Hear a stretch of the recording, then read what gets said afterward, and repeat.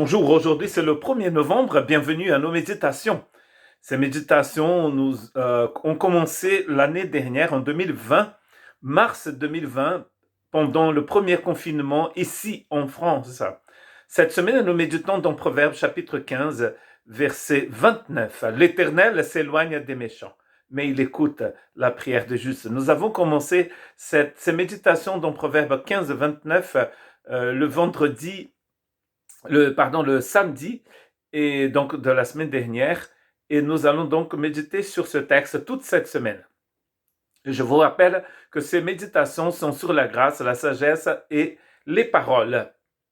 Et aujourd'hui, donc, je voudrais vous proposer dans cette méditation que Dieu qui écoute nos paroles, il n'écoute pas que nos paroles, il écoute notre cœur, il nous connaît tout le temps, il nous voit tout le temps.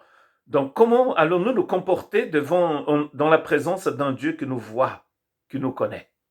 Car la parole de Dieu est vivante et efficace, plus tranchante qu'une épée quelconque, à deux tranchants, pénétrante jusqu'à partager l'âme et l'esprit, jointure et moelle. Elle juge les sentiments et les pensées du cœur. Nulle créature n'est cachée devant lui, mais tout est nu et découvert aux yeux de celui à qui nous devons rendre compte.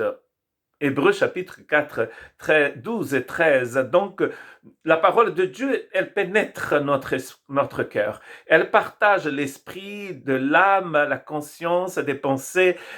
Tout en nous est partagé par cette parole, c'est-à-dire elle coupe, elle tranche, elle dévoile tout ce que nous avons dans notre cœur.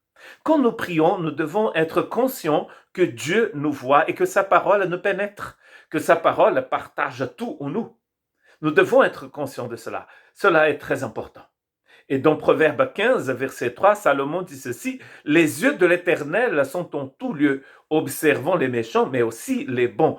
Les yeux de l'Éternel sont partout. » Dieu est omniprésent et il est aussi omniscient. Et bien sûr, il a tout le pouvoir. Tout pouvoir est à lui.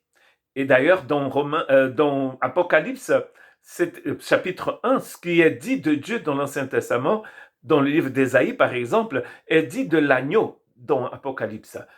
C'est à réfléchir, n'est-ce pas? Apocalypse, chapitre 1, nous dit que le livre c'est la révélation de Jésus, et c'est de la part de celui qui était, qui est, qui viendra, le Tout-Puissant. Donc, quand vous devenez un disciple de Jésus, vous êtes devenu disciple de Dieu parmi nous.